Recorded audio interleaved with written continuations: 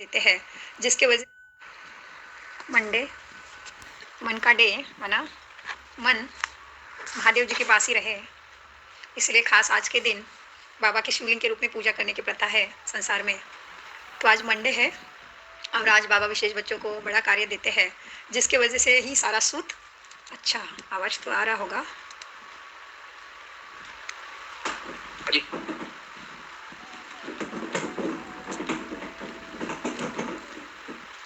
जिसकी वजह से सारा सूत मूझ गया है बाबा कहते हैं। तो वो मुख्य बात है, गीता का भगवान श्री कृष्ण नहीं है, परमपिता परमात्मा है,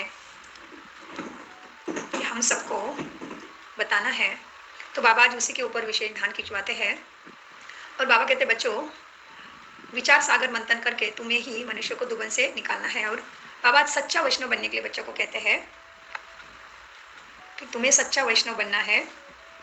और फिर बाबा ने कहा कि बच्चे हठयोग करने और मेहनत करने के बजाय रमणीकता से पुरुषार्थ करो। तो रमणीकता हमें कहाँ से प्राप्त होगी? मुरली से। तो आइए भ्रुकुटी के सिंहासन पर। माइक में डिस्टर्बेंस आ रहा है ना? ठीक है सबके लिए? स्काइपी वाले माना परमधाम में माना भ्रुकुटी सिंहासन पर स्थित परमधाम निवासी आत्मा। ओके शुक्रिया। तो आज है 7/11/22 प्रातः मुरली। ओम शांति। आज के मधुर महावाक्य है, मीठे बच्चे, मनुष्य जो बाप को भूल दुबन में फंस गए हैं। बाप को भूल के क्या हुआ? बच्चे दुबन में फंस गए हैं और उस दलदल में फंसे हुए हैं, उन्हें निकालने की मेहनत करो। विचार सागर मंथन कर सबको बाप का सत्य परिचय देना है। बच्चों का काम कितना बड़ा है कि बाप का सच्चा परिचय देना है, जो गीता का भगवान श्री कृष्ण को समझ के बैठे हैं। और आज तक इसके ऊपर अपने संस्थान से बहुत कार्य हुआ है। जैसे आदरणीय जगदीश भाई जी है, उन्होंने भी गीता के ऊपर बहुत सर्च करके महाभारत और रामायण का, गीता का रहस्य, महाभारत रामायण, ये रहस्य बहुत सुंदर बुक लिखा है। और जो भी कॉन्फ्रेंस में जाते थे उसमें चेतना का असली स्वरूप क्या है उसके ऊपर हमेशा कॉन्फ्रेंस में जगदीश भाई जी रखते थे कि नेचर ऑफ कॉन्शियसनेस के ऊपर हमेशा रखते थे। और अभी भी बैंकॉक में 2023 में वर्ल्ड हिंदू कॉन्फ्रेंस होने जा रही है और उसमें करीबन भारत में से या विश्व भर में से 50 स्पीकर आ रहे हैं। तो बाबा करे हम बच्चों को भी उसमें चांस मिले, जो हम भी रख पाए कि गीता का भगवान सच में कौन है। और फिर जिस तरह से हम सबको मालूम है, काशी और आज हमारे सुनील भाई जी और विजया बहन होंगे, तो काशी या बनारस में जो विद्वत मंडली है, तो उनके पास जाके साकार बाबा ने विशेष सेवा करने का तो भी आदेश दिया था गुप्ता भाई जी को कि विद्वत मंडली ना, विद्वत, हाँ विद्वत ही कहा हमने, विद्वत। हाँ, तो वहाँ से ही जैसे कि वहाँ पे पढ़ाई की जाती है शास्त्रों की और वहाँ पे फिर उनका ज्ञान देखा जाता है और उसके अनुसार फिर श्री श्री या ऐसे वहाँ पे ही साकर बाबा ने भेजा था। हमने अनुभव सुना था भाई जी का एक, कि वहाँ पे भी साकर बाबा ने बताया था बच्चों की कि वहाँ पे जाके उनको ही बता दो कि शास्त्रों का सच्चा सूत कहाँ पे मूझ गया है और सच्चा गीता का ज्ञान किसने दिया है। ऐसे अनेक जगह पे बच्चों ने सेवा करी है, फिर भी अभी भी कार्य बाकी है, इसलिए बाबा आज भी हमें याद दिलाते हैं। और रमेश भाई जी है जो स्पार्क विंग के अंदर से कार्य करते थे, उन्होंने भी इसके ऊपर बहुत रिसर्च किया है और इसका चलता है फर्क बताने के लिए। इसलिए बाबा ने कहा ना कि बच्चे बड़े बड़े पोस्टर बना दो जिसमें परमात्मा की महिमा लिखो एक तरफ और एक तरफ श्री कृष्ण की महिमा लिखो, जो श्री कृष्ण 16 कला संपन्न है, संपूर्ण निर्विकारी है और परमपिता परमात्मा निराकार है, परमधाम निवासी है, पतित पावन है। तो इसके ऊपर बहुत कार्य हो चुका है। और जो कुरुक्षेत्र में भी बाबा कहते हैं ना, कर्म क्षेत्र से कुरुक्षेत्र, जो भगवत गीता में भी उसका श्लोक आता है। तो जो कुरुक्षेत्र है उसमें भी गीता का बहुत बड़ा बनाया गया है भवन, वहाँ पे गीता का विशेष पढ़ाई किया जाता है। तो वहाँ पे भी बाबा के कई बच्चे गए थे और वहाँ के जो मुख्य हैं उनको पूछा था कि आप ही बताइए कि सच में गीता का भगवान निराकार होना चाहिए कि साकार होना चाहिए था। तभी फिर वो जो मेन है वहाँ पे कुरुक्षेत्र में जो बड़ा गीता भवन है उसमें, तो उन्होंने बताया था कि उन्होंने जैसे संदर्भ दिया था फिर शास्त्रों का, जो शास्त्र हम बच्चों में से सब किसी ने बनाए हैं द्वापर युग से। तो उन्होंने बताया था कि कृष्ण का नाम भगवत गीता में कैसे आया। एक्चुअली ये बातें कोई मायने नहीं रखती, लेकिन कभी कभी हम बच्चों किसी को समझाने जाएंगे, बड़े को तो हमें मालूम होगा तो थोड़ा आसान हो जाएगा। वैसे बाबा कहते बच्चों, पेड़ नहीं गिनो, अभी क्या करो, आम खाओ। हाँ, तो वो समय है, तो विस्तार को तो कोई इतना महत्व नहीं है अभी। फिर भी एक बार हमने जो सुना है वो आपके सामने रखते हैं। तो कुरुक्षेत्र में हमारे वरिष्ठ भाई जी गए थे, तभी उनको सामने बहुत सारी डिबेट उन्होंने की थी ज्ञान के आधार से। तभी वहाँ से मालूम पड़ा था कि जो श्री कृष्ण का नाम जो डाला गया भगवत गीता में, उसके पीछे बहुत बड़ा रहस्य है। जो द्वापर युग में हमें बाबा बताते हैं ना कि सभी धर्मगुरु आए, वो भी एक बहुत ही शक्तिशाली और वो भी उनके धर्म के बड़े हीरो एक्टर है। जैसे कि गौतम बुद्ध है, मोहम्मद पैगंबर है, हाँ, ये भी शक्तिशाली थे। तो जो गौतम जो है वो हिंदू थे, लेकिन उनके अंदर में जो चेतना की निर्मित हुई, तभी उनके अंदर इतनी शक्ति निर्माण हो गई थी, जो उनके पीछे लोग बहुत जाने लगे। तभी मात्र हिंदुओं को थोड़ा असुरक्षित अनुभव होने लगा था। तभी फिर वो आया कि गीता में जो भगवान निराकार है, तो निराकार को याद करना और उसके साथ लगन लगाना इतना आसान नहीं है।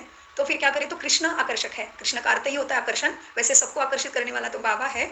तो कृष्ण शब्द आकर्षित करता है और कृष्ण का चरित्र भी बहुत विशेष है। तभी फिर ऐसे बताया जाता है कि द्वापर युग में से गीता के अंदर श्री कृष्ण का कैरेक्टर डाला गया, जब गौतम बुद्ध के पीछे बहुत सारे लोग जाने लगे तभी ये ऐसे है। अब इसके ऊपर फिर बाबा हमें बहुत सारा बताते हैं कि ये सारी बातें, ये सारा का सूत है वो मूंझा हुआ है, तो इसमें हमें नहीं जाना है। तो आ जाते हैं फिर से, क्योंकि बाप ने अभी हमें, बाबा ने क्या बताया था महावाक्य में कि मीठे बच्चे, मनुष्य जो बाप को भूल दुबन दलदल में फंसे हुए हैं, उन्हें निकालने की मेहनत करो। क्या दुबन आ गई, दो मत हो गए, श्री कृष्ण और परमात्मा। और विचार सागर मंथन, सबको विचार सागर मंथन कर। तो अभी बच्चों ने काफी विचार सागर मंथन किया, हम बच्चों ने, तो आगे बढ़ते हैं। तो विचार सागर मंथन कर सबको बाप का सत्य परिचय दो। फिर बाबा कहते प्रश्न में, गीता को किस धर्म का शास्त्र कहेंगे, इसमें रहस्य युक्त समझाने की बातें कौन सी है। उत्तर है, गीता शास्त्र है, ब्राह्मण देवी देवता धर्म का शास्त्र। ब्राह्मण देवी देवताय नमः कहा जाता है। इसे सिर्फ देवता धर्म का शास्त्र नहीं कहेंगे, क्योंकि देवताओं में तो यह ज्ञान ही नहीं है। ब्राह्मण यह गीता का ज्ञान सुनकर देवता बनते हैं, इसलिए ब्राह्मण देवता देवी देवता दोनों का ही यह शास्त्र है। यह कोई हिंदू धर्म का शास्त्र नहीं कहा जाता। बाबा कहते हैं यह कोई हिंदू का शास्त्र नहीं है, यह बहुत समझने की बातें हैं। गीता ज्ञान स्वयं निराकार शिव बाबा तुम्हें सुनाते हैं और अभी सुना रहे हैं, श्री कृष्ण नहीं। गीत चला है, वह हमसे जुदा होंगे, न हम उनसे जुदा होंगे। ओम शांति। सभी भ्रुकुटी के सिंहासन पर विराजमान प्राणेश्वर सामने पढ़ा रहे हैं। बाबा कहते हैं, बाबा बच्चों को बैठ समझाते हैं अच्छी तरह से। कौन सा बाप, पारलौकिक बाप। लौकिक बाप को इतने बच्चे नहीं होते हैं, पारलौकिक बाप के इतने बच्चे आत्माएं हैं, जो याद करते रहते हैं, हे पतित पावन सर्व के सदगति दाता को, परम पिता परमात्मा को सब याद करते हैं। तो पिता कहकर पुकारते हैं, परम पिता परमात्मा निराकार भगवान वाचा। कितना सुंदर शब्द है ना ये, भगवान वाचा। एक तो भगवान कहते हैं मन पटल पे कुछ चित्र नहीं दिखता, फिर भी वाचा निकली है, और ये रस्सा हम बच्चों को मालूम है। तो बाबा कहते हैं, बच्चों परम पिता परमात्मा निराकार भगवान वाचा। निराकार परमात्मा तो एक ही है ना, दो तो नहीं होते। बच्चों के बुद्धि में बैठा है कि ऊंचे से ऊंचे भगवान है, वह कहाँ रहते हैं। कहाँ रहते बच्चों बाबा?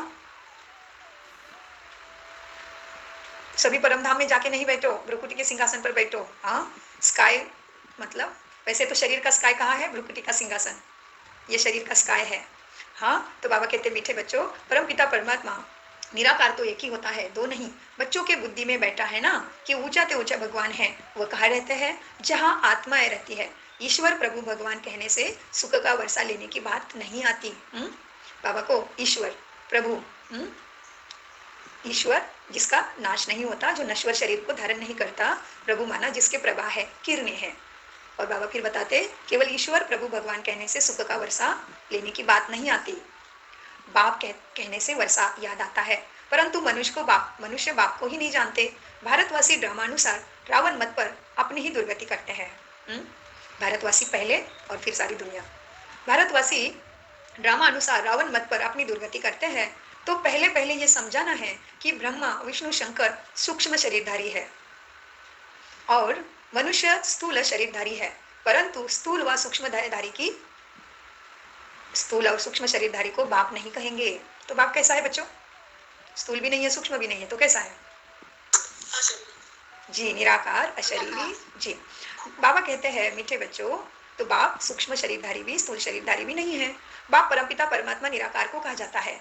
तो भूल क्या हो गई, जो दुर्गति हो गई। बाप द्वारा सच्ची गीता सुनाने से सदगति होती है। तो कोई को भी पहले बाप का परिचय देना है। क्या करना है बच्चों को? पहले सेवा में पहले बाप का परिचय देना है, यह है मूल बात। परंतु कोई के बुद्धि में नहीं बैठता है, तब तो बाबा ने यह पोस्टर छपवाए हैं। गीता का भगवान श्री कृष्ण तो बच्चा है, हाँ, और परमपिता परमात्मा है, तो बच्चा कैसे हो सकता है गीता का भगवान? और कृष्ण में भी कितनी बातें हैं ना। देखो, बाबा तो हमेशा छोटा कृष्ण दिखाते हैं, रेंगता हुआ जो पांडव भवन में सामने है ना, गेट के सामने, कितना सुंदर पिक्चर है ना, रेंगता हुआ। वो तो बहुत प्यारा है, क्योंकि वैसे भी बच्चों को कहते हैं कि बच्चे तो बहुत सुंदर ईश्वर का रूप है। जो सन्यासी भी बच्चे महान है, महात्माओं से भी बच्चों को महान कहा जाता है, क्योंकि उनके अंदर सारी विकारों की अवज्ञा है ना, उनके अंदर ज्ञान ही नहीं है विकारों का। तो कृष्ण के भी कितने हैं, देखो, बाल कृष्ण, राधे कृष्ण, फिर गोप कृष्ण और फिर श्री कृष्ण। तो इसमें भी सारा सूत मुझा हुआ है। कोई कोई क्या करते हैं, बाल कृष्ण को मानते हैं, और कृष्णा की लीला जो है, मटकी फोड़ी गोपियों को भगाए, वो बहुत ही घृणा करते हैं। हाँ, और राधा के साथ फिर रास रचा, वो भी पसंद नहीं करते। तो इसमें भी बहुत सूत मुझा है, कृष्ण के अंदर में भी। तो बाबा कहते बच्चों देखो, गीता का भगवान श्री कृष्ण कैसा हो सकता है, वो तो बच्चा है। मीठे बच्चों, तो देखो तुम्हें सबको समझाना है, गीता किस धर्म का शास्त्र है। ब्राह्मण देवी देवता धर्म का कहना ठीक है। जैसे क्रिश्चियन का धर्म शास्त्र बाइबल है, ऐसे गीता को सिर्फ देवी देवता धर्म का शास्त्र नहीं कहेंगे। जब तक ब्राह्मणों को ना मिलाए, हाँ, तब तक गीता का देवी देवता का शास्त्र हो नहीं सकता। देवी देवता को तो ज्ञान ही नहीं है, तो गीता कैसे उनकी हो सकती है। तो पहले ब्राह्मणों के, तो ब्राह्मण सो देवता है ना। तो बाबा कहते हैं ब्राह्मण देवी देवता धर्म का कहना ठीक है। जैसे देखो, हाँ, देवी देवता धर्म का शास्त्र गीता नहीं कहेंगे जब तक ब्राह्मण को ना मिलाए। कहते हैं ब्राह्मण देवी देवताय नमः। तो बाबा कहते क्या कहते हो प्रार्थनाओं में, ब्राह्मण देवी देवताय नमः। बाबा ने बताया है देवताओं में ज्ञान ही नहीं है, वह यह भी नहीं जानते कि गीता कोई हमारे धर्म का शास्त्र है। देवता तो कितने आनंद में है, कुछ भी नहीं, जरूरत भी नहीं, मालूम भी नहीं, कुछ भी नहीं, मजे ही मजे। तो बाबा कहते देवताओं में ज्ञान ही नहीं है, वो यह भी नहीं जानते कि गीता कोई हमारे धर्म का शास्त्र है। ज्ञान है ब्राह्मण को, तो इसीलिए ब्राह्मण देवता या नमः। ब्राह्मण नहीं बने तब तक देवता पद असंभव।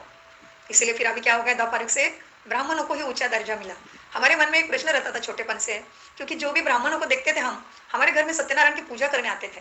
हाँ, और फिर किसी के घर का खाते नहीं थे, जो सीधा उनको जो बांध के देते हैं कुछ कुछ वो लेके जाते थे, और फिर उनके घर में सत्यनारायण कभी नहीं होता था। और शादी कराने भी उनको बुलाते हैं, कोई कुछ होता है तो उनको बुलाते हैं। तो हम हमेशा कहते थे माँ को कि इनको इतना ऊंचा क्यों बनाया।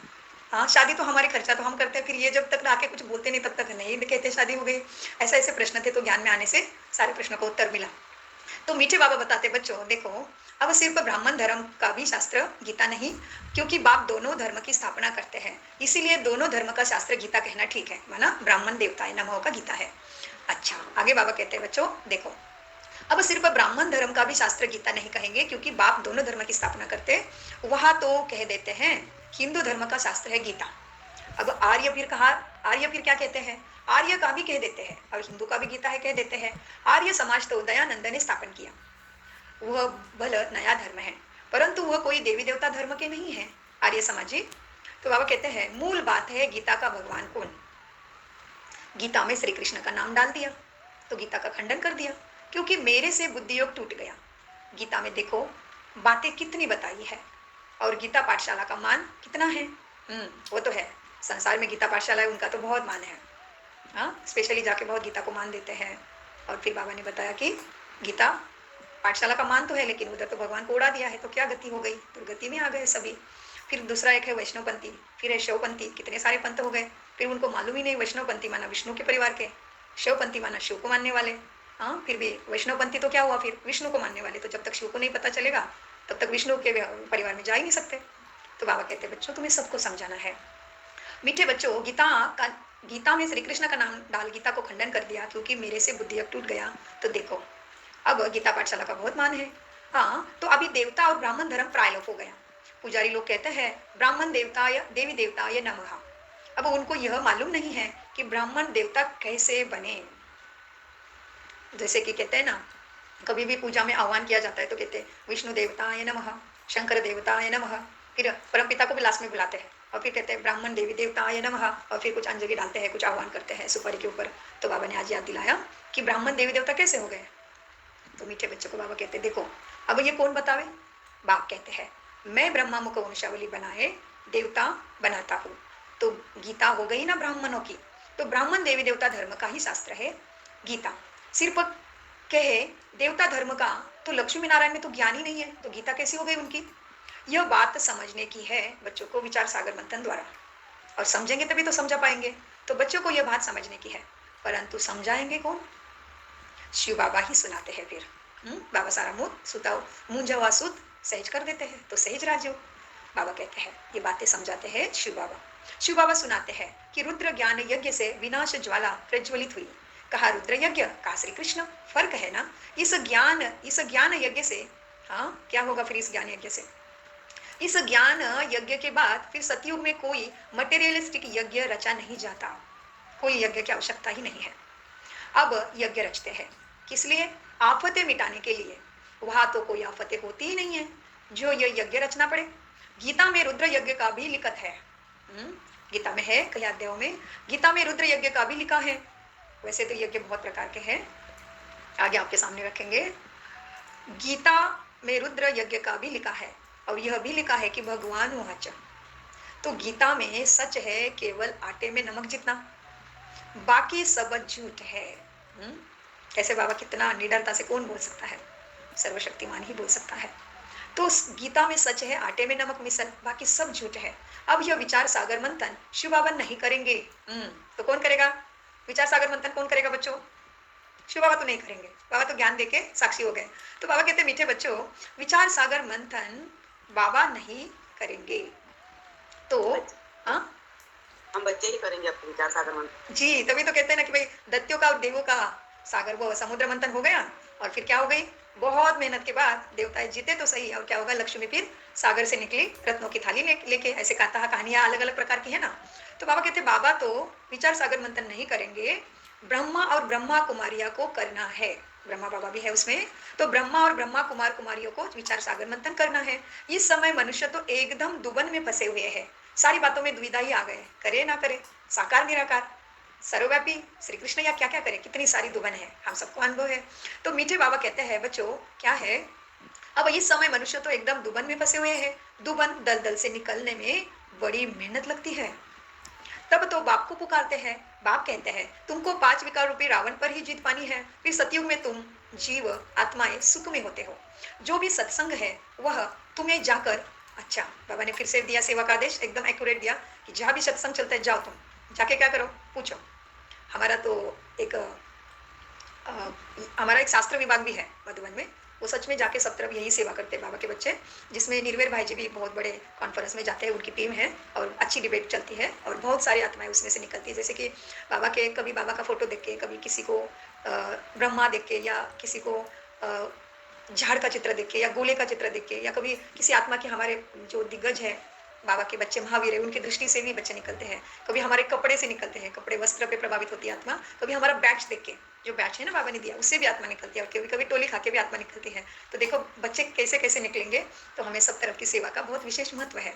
तो बाबा कहते बच्चों देखो, अब तुम्हें इस दलदल से निकलने में बड़ी मेहनत लगती है। तब तो बाप को पुकारते हैं। बाप कहते हैं तुम 5 विकार रूपी रावण पर ही जीत, तुमको 5 विकार रूपी रावण पर ही जीत पानी है। फिर सतयुग में तुम जीव आत्माएं सुख में रहते हो। जो भी सत्संग है वहां तुम्हें जाकर पूछ सकते हो, वहां तुम जाकर पूछ सकते हो, तुम्हें डरने की कोई बात नहीं। सब अंधकार में पड़े हैं, मौत तो सबका सामने खड़ा है। और कहते हैं अभी तो कलयुग में, कलयुग के 40,000 वर्ष पड़े हैं।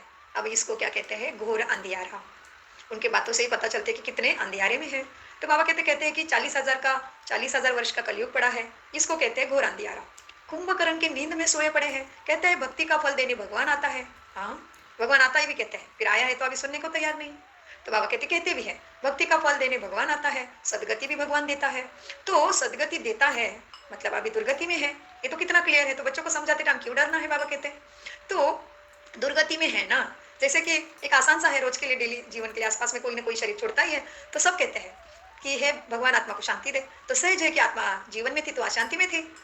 तो इस तरह से तो हमारा स्वधर्म ही शांति है। तो हम तो जीते जी ही सब कुछ पा लिए, जो मर्जी हो गए, बस देहभान निकले, आत्मभान में आ गए। तो सबको तो मरने के बाद मिलता है, हमें तो जीते जी मिला। तो इस ऐसा भाग्य तो सबको प्राप्त कराना है ना हमें। तो सेवा तो बहुत करनी है। तो सेवा के लिए योग भी चाहिए, ज्ञान भी चाहिए, धारणा भी चाहिए।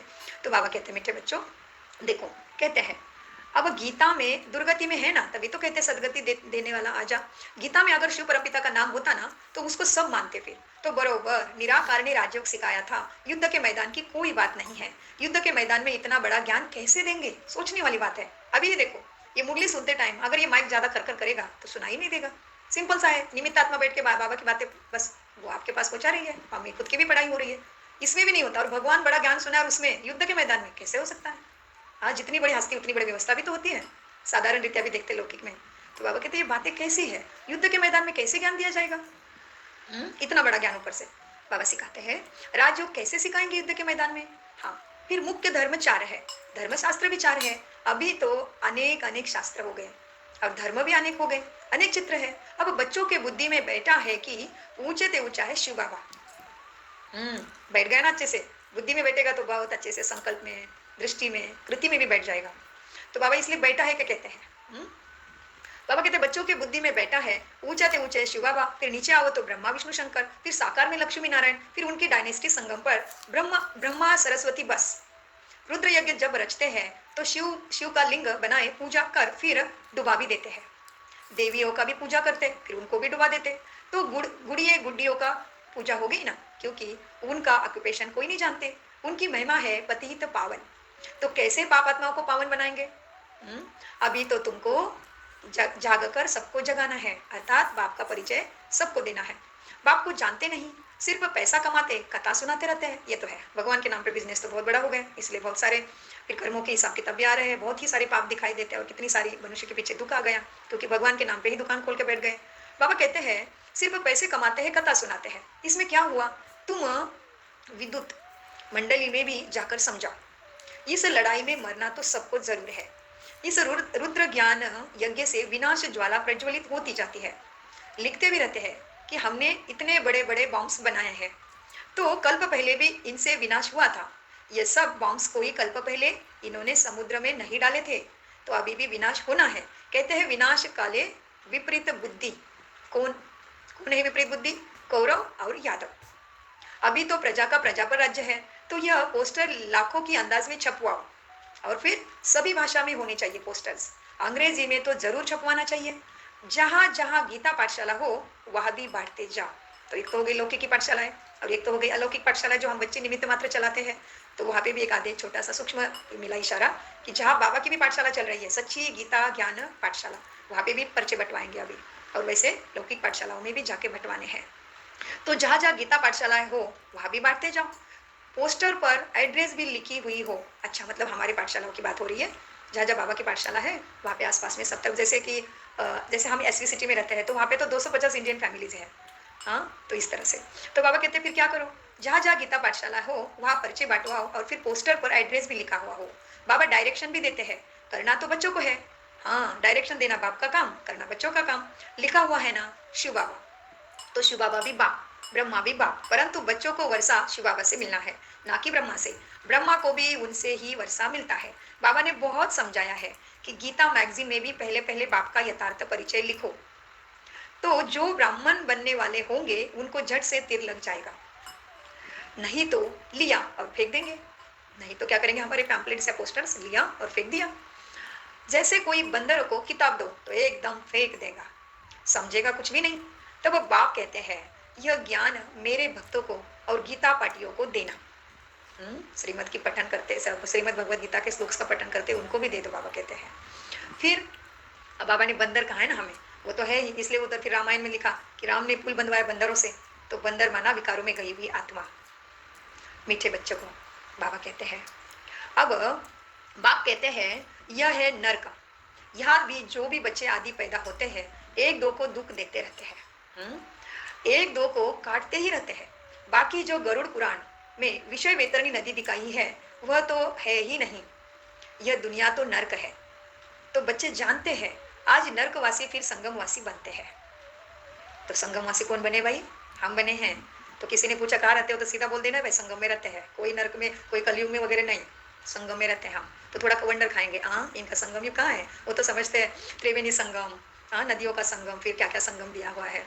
तो बाबा कहते बच्चों आज नरकवासी फिर संगमवासी बनते हैं, कल फिर कहाँ के बनेंगे, स्वर्गवासी बनेंगे। इसलिए पुरुषार्थ बाबा करा रहे हैं। अच्छा, मीठे मीठे सिकिलदे बच्चों प्रति माता पिता बाप दादा का याद प्यारा गुड मॉर्निंग। रूहानी बाप के रूहानी बच्चों को नमस्ते। हम रूहानी बच्चों का रूहानी बच्चों की रूहानी बाप दादा को याद प्यार गुड मॉर्निंग, नमस्ते। नमस्ते बाबा, नमस्ते। और हम हैं सद्बुद्धि से मनात्मिक भान से सब कुछ समझते धारण करते और सबको समझाने का पुरुषार्थ निमित्त बन के बाबा की सहायता से करते। लेकिन आज बाबा ने धारणा बच्चों में लास्ट में दी है। अभी है रात्रि का क्लास। ऊंचे ते ऊंचे एक भगवान माना फादर। किसका फादर, सभी जो आत्माएं हैं। अच्छा, रात्रि क्लास चला था 23/3/68 को, तारीख भी दी है। तो बाबा ने रात्रि क्लास में कहा जो भी मनुष्य मात्र है उनमें जो आत्माएं हैं उनका है ये परमपिता फादर। अभी सभी आत्माएं जो कि पाठ बजानी आती है वो पुनर्जन्म जरूर लेती है। कोई बहुत थोड़े जन्म लेंगे, कोई 84 जन्म लेते हैं, कोई 80 और कोई 60 जन्म भी लेंगे। देहधारी जो भी मनुष्य है, भले ये लक्ष्मी नारायण विश्व पर राज्य करने वाले हैं, उस समय न्यू वर्ल्ड में और कोई डायनेस्टी नहीं थी। जो भी देहधारी मनुष्य है, कोई भी सदगति दे नहीं सकते। पहले पहले स्वीट साइलेंस होम, अभी आत्माओं का घर, बाप अभी वहां ही रहते हैं। उनको अब उस दुनिया को इनकॉर्पोरियल वर्ल्ड कहा जाता है। बाप ऊंचे ते ऊंचे, फिर रहने का स्थान भी ऊंचा ते ऊंचा। बाप कहते हैं मैं ऊंचे ते ऊंचा हूं ना, मुझे भी आना पड़ता है, सभी मुझे ही पुकारते हैं, जो भी मनुष्य मात्र है मुझे ही पुकारते हैं। बाबा कहते हैं बच्चों, अब सभी मुझे पुकारते हैं, तो जो भी मनुष्य मात्र है पुनर्जन्म जरूर लेते हैं। सिर्फ एक बाप ही पुनर्जन्म नहीं लेता, पुनर्जन्म तो सभी को लेना ही है। कोई भी धर्म स्थापक हो, बुद्ध अवतार करते हैं ना, बाप को भी अवतार कहते हैं, उनको भी आना पड़ता है। अभी सभी आत्माएं यहाँ मौजूद है, वापस कोई भी जा नहीं सकते। पुनर्जन्म लेते हैं तब तो वृद्धि होती है। पुनर्जन्म लेते लेते इस समय सभी तमो प्रधान है। बाप ही आकर नॉलेज देते हैं। बाप ही नॉलेजफुल है ना, आदि मध्य अंत की नॉलेज उनमें ही है, उनको ही नॉलेजफुल ब्लिसफुल कहा जाता है। ब्लिसफुल एवर प्योर, बाकी मनुष्य मात्र प्योर इम्प्योर बनते रहते हैं। ये लक्ष्मी नारायण डेटी डायनेस्टी के फर्स्ट है, इनको ही पूरे 84 जन्म लेने पड़ते हैं। बाबा कहते हैं पुनर्जन्म यहाँ ही लेते हैं, फिर अंत में बाप आकर सबको पवित्र बनाकर साथ में ले जाते हैं। बाप को ही लिबरेटर कहा जाता है। इस समय सभी धर्म संस्थापक भी यहाँ हाजिर है, बाकी थोड़े हैं जो आते रहते हैं ऊपर से। वृद्धि तो होती रहती है, सर्व का सदगति दाता एक बाप परमपिता है। बाबा कहते हैं बच्चों, शांति धाम व सुखधाम का मालिक तुम्हें बनाते हैं। शांति धाम और सुखधाम का मालिक बाबा बनाते हैं। तुम्हें पूरे 84 जन्म, तुम ही पूरे 84 जन्म लेते हो। तुम जो पहले आए थे वही फिर पहले यहाँ बाबा के पास भी और यहाँ धरती पे भी राज्य करने आएंगे। क्राइस्ट फिर अपने समय पर आएंगे। क्राइस्ट में यह ताकत नहीं जो किसको वापस ले जाए, वापस ले जाने की ताकत एक बाप में है।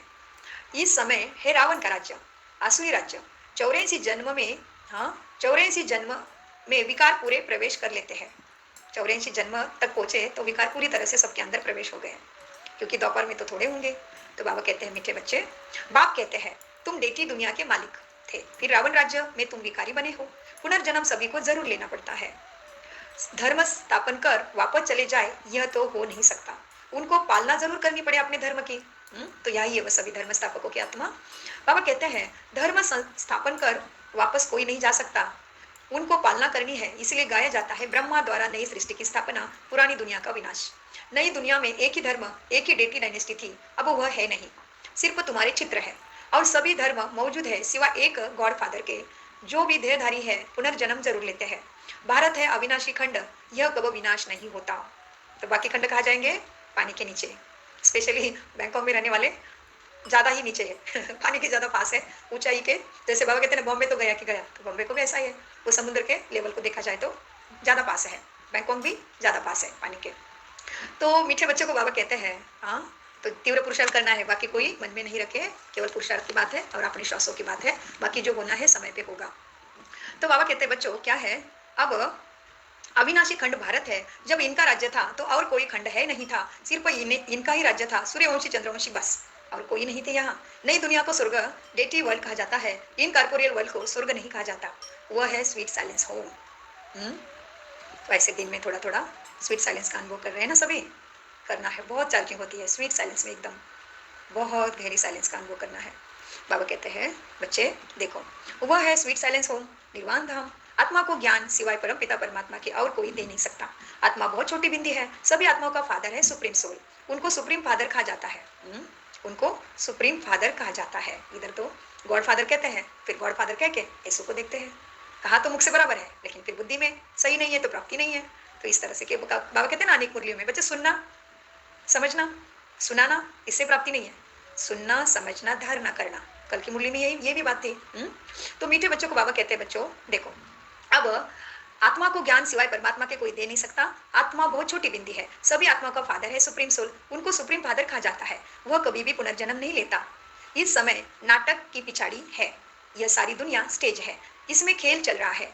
इसकी ड्यूरेशन 5000 वर्ष। यह है पुरुषोत्तम संगम युग, जबकि बाप आकर सभी को उत्तम से उत्तम बनाते हैं। आत्मा ये अविनाशी है, ये ड्रामा भी अविनाशी है, बना बनाया खेल है ना, जो पास हो गया फिर उस समय पर आएगा। पहले पहले यह आए थे लक्ष्मी नारायण इस दुनिया पे, अभी नहीं है। सच्चा सच्चा सत का संग यह है तुम्हारा, जहाँ पे परमात्मा आत्माओं की मिलन होता है। अच्छा, मीठे मीठे रूहानी बच्चों को रूहानी बाप दादा का याद प्यार और गुड नाइट, ओम शांति। और हम मीठे प्यारे बच्चों का बाबा को भी बहुत बहुत प्यारा और ओम शांति। धारणा के लिए मुख्य सार है, बच्चे विचार सागर मंथन कर मनुष्य को दुबन से निकालना है। जो कुंभकर्ण की नींद में सोए हुए हैं उन्हों को जगाना है। नंबर 2, सूक्ष्म आत्मा स्थूल शरीरधारी से बुद्धि योग निकाल एक निराकार बाप को याद करना है। सबका बुद्धि योग उसी से लगाना है। सबका बुद्धि योग एक बाप से जुड़ाना है। बच्चों को कितना बड़ा कार्य मिला है ना, जितनी बड़ी हमें जिम्मेदारी मिली है उतना हमें बड़ा अटेंशन से रहना चाहिए, क्योंकि जिसकी जिम्मेदारी बड़ी रहती है, देखो लौकिक में भी, तो वो थोड़ा भी अलबेला है तो कितना सारा गड़बड़ हो जाएगी ना। तो हम बच्चों की जिम्मेदारी बड़ी है, तो हम कोई भी चीज पे अलबेला नहीं बने। तो फिर क्या आया, सदगुरु ने सिर पे हाथ रख दिया। देखिए मन पटल पे, अरे सदगुरु ने मेरे सिर पे हाथ रख दिया। वरदान से झोली भरपूर, कितने सारे वरदान है। बाप समान भव, सफलता मूर्त भव, पद्मा पदम भाग्यशाली भव। और बाबा वरदान दे रहे बच्चों को, सच्चे वैष्णव बन पवित्रता की श्रेष्ठ स्थिति का अनुभव करने वाले संपूर्ण पवित्र भव। वरदान का विश्लेषण है, संपूर्ण पवित्रता की परिभाषा बहुत श्रेष्ठ और सहज है। संपूर्ण पवित्रता का अर्थ है स्वप्न मात्र भी अपवित्रता मन और बुद्धि को टच नहीं करे। पवित्रता तो दुनिया तो क्या समझती है ऊपर ऊपर का, कि हमने तो किसी स्त्री को हाथ ही नहीं लगाया तो हम बहुत शुद्ध है। नहीं, वो तो है ही, लेकिन वो तो एक छोटी सी बात है। वो कौन सी बड़ी बात है, सारी सन्यासी भी घर से भागे स्त्री को नरक का द्वार समझ के, वो थोड़ी ना भगवान को पाए हैं। हाँ, लेकिन मनसा वाचा कर्मणा की शुद्धि, आत्मा की बुद्धि में कैसे संकल्प उठ रहे हैं, किसको देख के क्या दृष्टि ने बोला, क्या संकल्प आया, दृष्टि ने क्या कमाल किया। आत्मा देखा, आत्मा भाई देखा, गुणों को देखा, ये क्या ऐसी दिख रही है वैसे दिख रही है, कैसे कपड़े पहने, कैसे बात करती है, ये भी कहा हम आत्माओं ने मन में, तो भी अपवित्र हो गए। तो मीठे बाबा बहुत ही गहरी है ना हमारी, सूक्ष्म सूक्ष्म है हमारी पवित्रता, इसलिए इतने ऊंचे भगवान से मिलन हुआ है ना।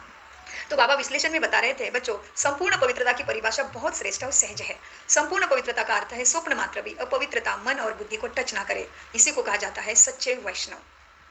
सच्चे वैष्णव विष्णु के परिवार में जाने वाले। चाहे अभी नंबरवार पुरुषार्थ हो, लेकिन पुरुषार्थ का लक्ष्य संपूर्ण पवित्रता है और सहज भी है, क्योंकि असंभव से संभव करने वाले सर्वशक्तिमान बाप का साथ है। कितने बड़े हैं देखो हम, बाप का साथ है ना। तो जैसे कि बाबा कहते बच्चे, मनुष्य ब्राह्मण से देवता, हाँ पहले बाबा कहते ब्राह्मण से फरिश्ता, फरिश्ता से देवता। तो फिर बाबा कहते बच्चे दिन भर सुदर्शन चक्र घुमाओगे तो बहुत प्राप्ति होगी।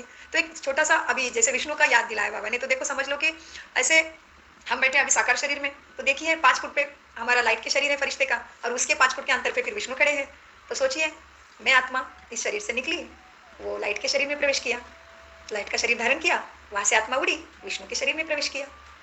हाँ, फिर विष्णु फिर इस शरीर में आके स्थिर हो गए, तो हो गया ना सुदर्शन चक्र। तो इसलिए बाबा क्या कहते हैं मुरली में, बच्चे ब्राह्मण से फरिश्ता, फरिश्तों से देवता। तो इस तरह से हम चक्र घुमा सकते हैं। फिर से रिपीट करते हैं, और आप थोड़ा सा शब्दों के साथ होने का सोचिए। इस साकार शरीर के मैं आत्मा भ्रुकुटी में चमक रही है। मेरे से 5 फुट दूरी पे मेरा लाइट का शरीर फरिश्ता खड़ा है, और फरिश्ते से 5 फुट दूरी पे विष्णु खड़े हैं।